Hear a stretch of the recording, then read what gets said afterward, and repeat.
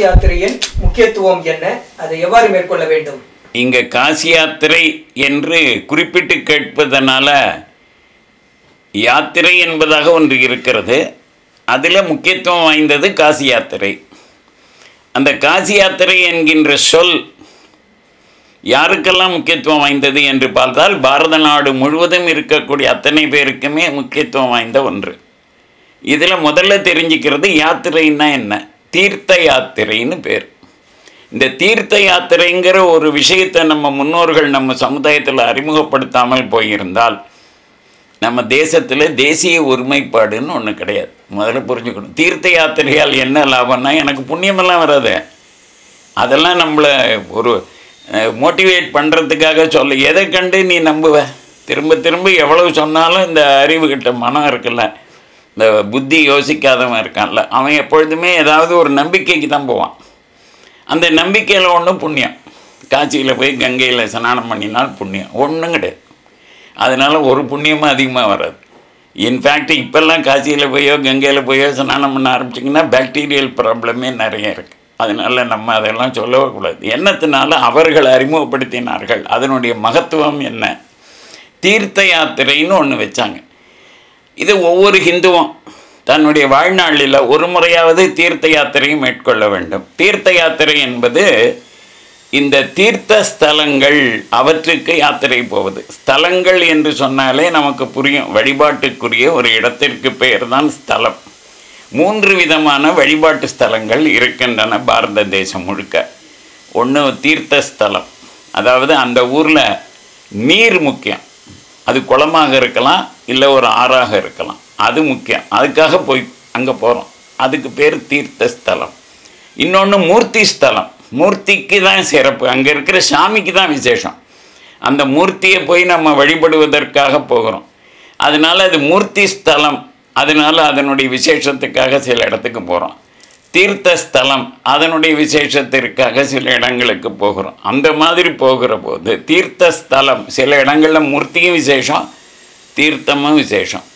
அந்த மாதிரி இருக்கக்கூடியதில் தான் இது வருகிறது. இந்த தீர்த்த ஸ்தலங்கள் அப்படின்னா என்ன அர்த்தம்னா, நம்ம முன்னோர்கள் என்ன பண்ணாங்க, நம் நாட்டில் நாம் நினைக்கிறது போல் இந்துக்கள் அனைவரும் ஒரே சமயத்தை பின்பற்றவில்லை. நமக்கு எல்லாருக்கும் வெவ்வேறு சமய நம்பிக்கைகள் இருக்குது, இது நமக்கே தெரியும். அந்த சமய நம்பிக்கைகளில் சைவம்னு ஒன்று, வைணவம்னு ஒன்று, சாக்தம்னு ஒன்று, கானாபத்தியம்னு ஒன்று, கௌமாரம்னு ஒன்று, இதெல்லாம் இருக்கு இல்லையா? இது எல்லாத்துக்கும் நீங்கள் இடங்கள்லாம் பார்த்தீங்கன்னா, கேதார்நாத்தில் ஒரு சிவன் இருக்கார், பக்கத்திலே பத்ரிநாத்தில் விஷ்ணு இருக்கார்.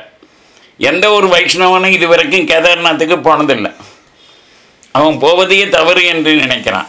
அதே மாதிரி கேதார்நாத்துக்கு போகிறவர்கள் யாரும் பத்ரிநாத்துக்கு போகிறதில்லை. இதெல்லாம் யாராவது இங்கே போனால் அங்கே போக மாட்டாங்க. யார் தீவிர சைவம் எதுக்கு பத்ரிநாத்துக்கு போகிறான்?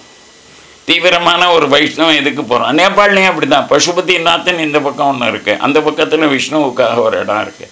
பசுபதிநாத்துக்கு சைவர்கள் தான் போவார்கள். இன்றைக்கி எல்லாம் பரவலாக இதில் ஒரு பெரிய நன்மை, இந்துன்னு சொல்லி இந்த வெளிநாட்டுக்காரன் அறிமுகப்படுத்தின இந்த வார்த்தையை ரொம்ப பிரபலமானதுனாலேயும் நமக்கு எல்லாரும் பொதுவான அடையாளமாக இந்து என்பது ஏற்பட்டதனால் என்னென்ன லாபங்கள் ஏற்பட்டிருக்கு அப்படின்னா, ஒன்று ஒரு மெஜாரிட்டி ஸ்டேட்டஸ். நாம் எல்லோரும் இந்த நாடு பெரும்பான்மை யார் அப்படின்னா இந்துக்கள்னு சொல்லுவோம். அந்த ஒரு ஸ்டேட்டஸை கொடுத்தது இந்த வார்த்தை தான். இந்த வார்த்தையை எடுத்துட்டோன்னு வச்சுங்க, இங்கே யாருமே இங்கே மைனாரிட்டி, எல்லாருமே மைனாரிட்டி தான், யாருமே மெஜாரிட்டி இல்லை. அதனால் இந்த மெஜாரிட்டி ஸ்டேட்டஸை பொலிட்டிக்கலாக சென்சஸில் அந்த மாதிரி நமக்கு கொடுத்துருக்கிறது. ரெண்டாவது இன்னொரு விஷயம் என்னன்னு கேட்டிங்கன்னா, எல்லோரும் எல்லா இடத்துக்கும் போகிறாங்க.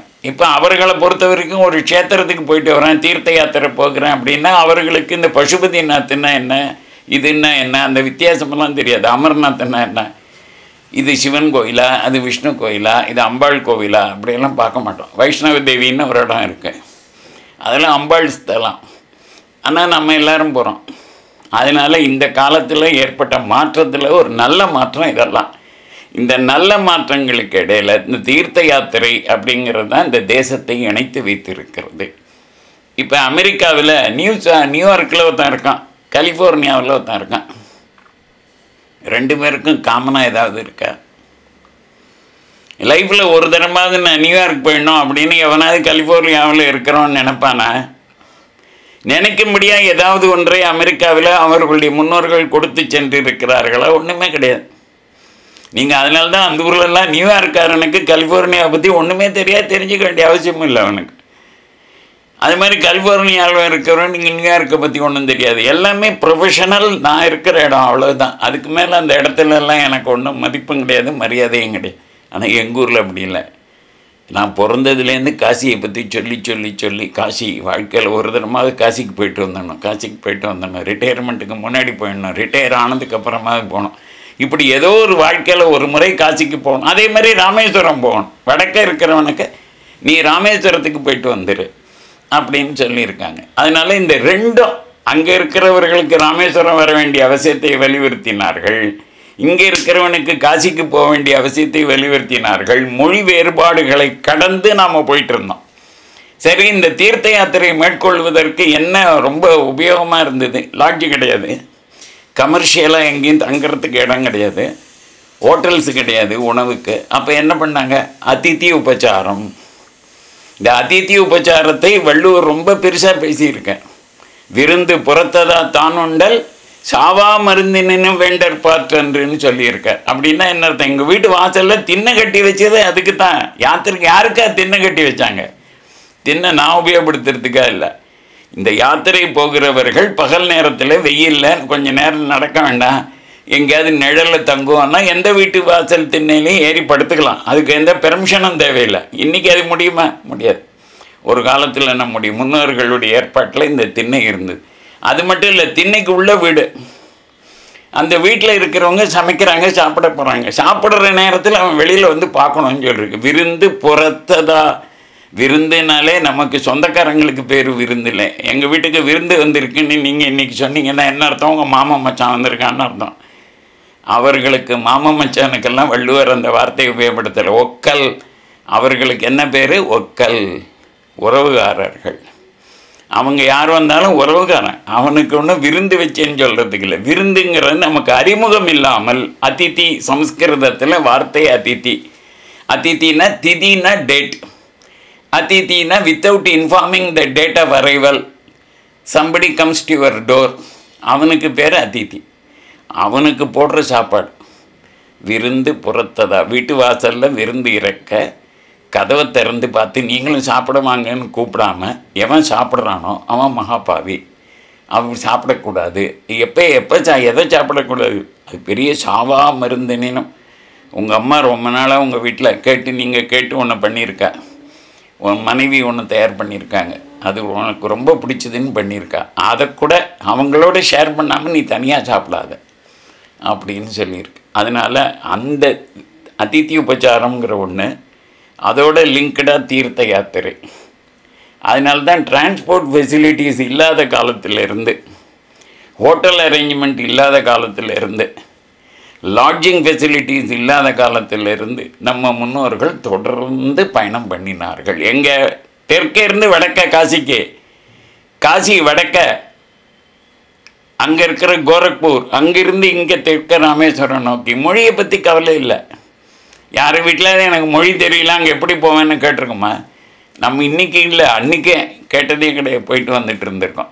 இப்போ அதில் இந்த காசி யாத்திரை எப்படி செய்யணும்னு கேட்டிருக்கீங்க. அந்த கேள்விக்கு பதில், தெற்கே இருக்கிறவர்கள், அதாவது தென் பாரதம் விந்திய மலைக்கு இந்த பக்கம் இருக்கிறவர்கள் முதல்ல செல்ல வேண்டிய இடம் ராமேஸ்வரம். இந்த ராமேஸ்வரத்துக்கு போய் தனுஷ்கோடின்னு ஒரு இடம் இருக்குது. அதுக்கு கொஞ்ச நாள் போக முடியாமலே இருந்தது புயலுக்கு பின்னால். அதுக்கப்புறம் இன்னமும் ரயில்வே ஸ்டேஷன் வரல தனுஷ்கோடிக்கு. ஆனாலும் அந்த தனுஷ்கோடி தான் நமக்கு லாஸ்ட் ரயில்வே ஸ்டேஷன். அங்கேருந்து தான் யாழ்ப்பாணத்துக்கு போகிற ட்ரெயின் அங்கே நிற்கும். அங்கேருந்து போட் சர்வீஸ் இருந்தது ஒரு காலத்தில். அந்த தனுஷ்கோடிக்கு இன்றைக்கி டிரான்ஸ்போர்ட் இருக்குது. ட்ரெயின் வசதி இல்லையே தவிர டிரான்ஸ்போர்ட் இருக்குது. அங்கே போய் அந்த தனுஷ்கோடியில் ஒரு சங்கல்பம் பண்ணி ஸ்நானம் பண்ணணும். ஸ்நானம் பண்ணிவிட்டு அங்கே இருக்கிற மண்ணை எடுத்துக்கொள்ள வேண்டும்.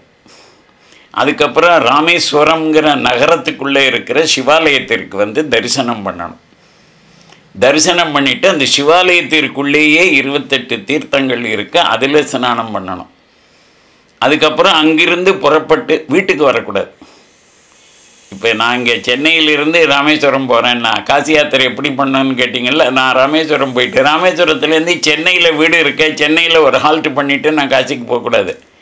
ராமேஸ்வரத்துலேருந்து நேர காசிக்கு போகணும். நேர காசிக்கு போனோடனே இந்த கொண்டு வந்த மணல் இருக்கு இல்லையா, அதை கொண்டு போய் அந்த கங்கையில் கரைக்கணும். அங்கே கங்கை முக்கியம், மூர்த்தி முக்கியமாக தீர்த்தம் முக்கியமான மூர்த்தி முக்கியம் இல்லை, அங்கே விஸ்வநாதர் முக்கியம் இல்லை, நமக்கு முக்கியம் கங்கா தான். அந்த கங்கையில் ஸ்நானம் பண்ண தான் எல்லோரும் காட்சிக்கே போகிறோம். ஆனால் சைடில் அப்படியே விஸ்வநாதரையும் தரிசனம் பண்ணுறோம். அதனால் அது மூர்த்தி விசேஷமும் இருக்குது, தீர்த்த விசேஷமும் இருக்குது. ஆனாலும் கூட இந்த மூர்த்தி விசேஷம், தீர்த்த விசேஷம், விருட்சம், அந்த ஊரில் இருக்கக்கூடிய மரம் ஏதாவது விசேஷமாக இருக்கும். அந்த ஒவ்வொரு ஸ்தல விருட்சம்னு ஒன்று சொல்கிறாங்க இல்லையா, அதுக்கு விசேஷம் இருக்கும். இது எல்லாத்துலேயும் நம்ம பார்க்க வேண்டியது, இந்த இடத்துல காசிக்கு எது முக்கியம் என்றால் கங்கை. காசி என்றால் கங்கை. காசிக்கு ஒருவன் ஏன் போகிறான்? கங்கா ஸ்நானம் செய்ய. ஏன் மற்ற இடங்களில் கங்கா ஸ்நானம் செய்யக்கூடாதா? செய்ய முடியாதா? பண்ணலாம். ஹரித்வாரிலும் பண்ணலாம், ரிஷிகேஷிலும் பண்ணலாம், கங்கை ஓடுகிற எந்த நகரத்திலும் செய்யலாம். ஆனால் காசியில் ஓடுகிற கங்கையில் ஸ்நானம் செய்தால் தான் விசேஷம். இது ஏன் செஞ்சாங்க? அப்போ கங்கை எல்லா இடத்துலையுமே புனிதம் தானே. அப்படி இருக்கிறபோது இந்த ஊருக்கு என்ன விசேஷம்னா, நீ north to south, south to north எப்படி இணைக்கிறது, எப்படி ஒரு தேசிய ஒருமைப்பாட்டை கொண்டு வருவது, அதற்காக அந்த காசியை மையப்படுத்தினார்கள். அந்த காசியில் போய் ஸ்நானம் பண்ணணும். ஸ்நானம் பண்ணி இந்த மணலை கொண்டு போன மணலை கரைச்சிடணும். அதுக்கப்புறம் அங்கே விஸ்வநாதரை தரிசனம் பண்ணணும். தரிசனம் பண்ணிவிட்டு கங்கையில் இருக்கிற நீரை கையில் எடுத்துக்கணும். இந்த கங்கா ஜலத்தை சொம்பில் வச்சு பேக் பண்ணி கொடுக்கறதுக்கான சிஸ்டம் இன்றைக்கி இல்லை, எத்தனையோ வருஷமாக இருக்குது. அதை எடுத்துக்கிட்டு வரணும். வீட்டுக்கு வரலாமா? கூடாது. இப்போ வீட்டை விட்டு கிளம்பியாச்சு, ராமேஸ்வரம் இந்த பக்கம் போயாச்சு, அங்கே ஸ்நானத்தை முடித்தாச்சு, தரிசனத்தை முடித்தாச்சு, நேர காசிக்கு போயாச்சு. காசியிலையும் ஸ்நானம் ஆகிடுது, தரிசனம் ஆகிடுது. கங்கா ஜலத்தை எடுத்துக்கொண்டு வீட்டுக்கு வரக்கூடாது. நேர ராமேஸ்வரம், திரும்ப ராமேஸ்வரம் போனோம். ராமேஸ்வரம் தொடங்கி காசி சென்று திரும்பவும் ராமேஸ்வரத்தில் தான் யாத்திரையை முடிக்கிறோம். அதுக்கு பேர் தான் காசி யாத்திரை. இதை முதல்ல புரிஞ்சுக்கணும். அந்த இடத்துல கொண்டு வந்து என்ன பண்ணணும்? இந்த கங்கா ஜலத்தை கொண்டு போய் அங்கே இருக்கக்கூடிய ராமநாத சுவாமிக்கு உள்ள அபிஷேகத்திற்கு கொடுக்கணும். அர்ச்சகர் அபிஷேகம் பண்ணுவார். நாம் அந்த தீர்த்தத்தை அபிஷேகம் பண்ணிவிட்டு அது புரோட்சிச்சுக்கணும். திரும்ப அங்கே தரிசனத்தை முடித்து கொண்டு வீட்டுக்கு வரணும். இப்போ வீட்டுக்கு வந்தவுடனே காசி யாத்திரை போயிட்டு வந்தது எப்படி எல்லாருக்கும் சொல்கிறது, அல்லது காசி யாத்திரை போயிட்டு வந்தது எப்படி நிறைவு பெறும் என்றால், வீட்டில் சமாராதனை செய்ய வேண்டும். சமாராதனைன்னா என்ன? சில பேரை அழைத்து எங்கள் வீட்டில் ஒரு நாள் ஒரு விருந்து உணவு எல்லாருக்கும் கொடுக்கணும். அதோடு தான் முடியுது, மறந்துடாது. அதுக்கப்புறம்தான் இதற்கு நிறைவே. அதுக்கப்புறம் வீட்டுக்கு வரலாம். இந்த ராமேஸ்வரம் முடித்த உடனே வீட்டுக்கு வந்து சமாராதனையும் பண்ணினால்தான் காசி யாத்திரை பூர்த்தி ஆகிறது. இப்போல்லாம் சமாராதனைன்னா ஃப்ரெண்ட்ஸை கூப்பிடுறது, ரிலேட்டிவ்ஸை கூப்பிடுறது, அதுதான் சமாராதனைங்கிற வார்த்தைக்கு அர்த்தமாக பலரும் புழக்கத்தில் இருக்குது. அப்படி இல்லை, நிறைய நம்ம பகுதியில் இருக்கிற ஏழைகள், பெரிய அளவுக்கு சாப்பிட முடியாதவர்கள், வீட்டில் அந்த அளவுக்கு வசதி இல்லாதவர்கள், அவங்களெல்லாலையும் கூப்பிட்டு அந்த உணவில் பங்கேற்க செய்து உணவை யாத்திரையை முடிக்கணும். சரி, இது தெற்கே இருக்கிறவனுக்கு நான் சொல்லிட்டேன். ராமேஸ்வரம் தொடங்கி காசி சென்று காசியிலிருந்து ராமேஸ்வரம் வந்து ராமேஸ்வரத்திலேருந்து வீட்டுக்கு வர்றது. வடக்கே இருக்கிறவனுக்கு என்ன? அவன் முதல்ல காசிக்கு போனோம். காசியில் போய் ஸ்நானம் பண்ணி கங்கா ஜலத்தை கையில் எடுத்துட்டுறணும். அதை நேரம் ராமேஸ்வரம் போனோம். ராமேஸ்வரத்தில் போய் ஸ்நானம் பண்ணிவிட்டு தனுஷ்கோடியில் போய் நான் சொன்ன மாதிரியே சங்கல்பம் செய்து ஸ்நானம் செய்து கொண்டு அங்கேருந்த மண்ணை எடுத்துக்கணும். திரும்ப நேர காசிக்கு போகணும். காசியில் போய் அந்த கங்கை ஜலத்தில் அந்த மண்ணை கரைக்கணும்.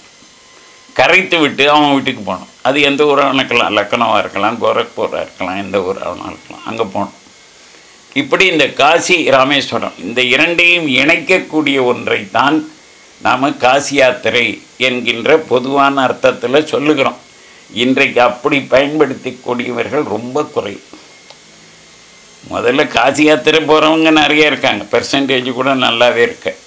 ஆனால் இது முறை தெரிந்து முதல்ல ராமேஸ்வரம் போகிறது, அங்கிருந்து புறப்பட்டு வீட்டுக்கு வராமலே நேர காசிக்கு போகிறது, காசியிலேருந்து நேரம் மறுபடியும் ராமேஸ்வரம் வருது, ராமேஸ்வரம் முடிஞ்சு வீட்டுக்கு வருது, வீட்டுக்கு வந்தோடனே சமாராதனை பண்ணுறது, இத்தனையும் முறையாக செய்கிறவர்கள் எத்தனை பேர் அப்படின்னா ரொம்ப ரொம்ப குறைவு, தெரியவே தெரியாது. காசினா ஏதோ காசியில் ஒரு நட போய்ட்டுருணும் அப்படின்னு நினைக்கிறவங்க தான் இருக்கிறார்கள். அதனால் நமக்கு புரிய வேண்டியது இந்த காசி யாத்திரையினுடைய மகத்துவம். இந்த தேசத்தை இணைத்து வைத்திருக்கிற தீர்த்த யாத்திரை இந்த ராமேஸ்வரம் காசி. அதை காசி யாத்திரை என்ற ஒற்றை சொல்லால் குறிக்கிறோமே தவிர, காசி யாத்திரையில் எங்கள் வீட்டிலேருந்து நேராக காசிக்கு போயிட்டு திரும்பி வர்றதுக்கு பேர் காசி யாத்திரை இல்லை. எங்கள் வீட்டிலேருந்து ராமேஸ்வரம் போய், ராமேஸ்வரத்துலேருந்து காசிக்கு போய், காசியிலேருந்து ராமேஸ்வரம் வந்து, ராமேஸ்வரத்துலேருந்து வீட்டுக்கு வர்றதுக்கு பேர் தான் காசி யாத்திரை. இதை புரிஞ்சுப்போம்.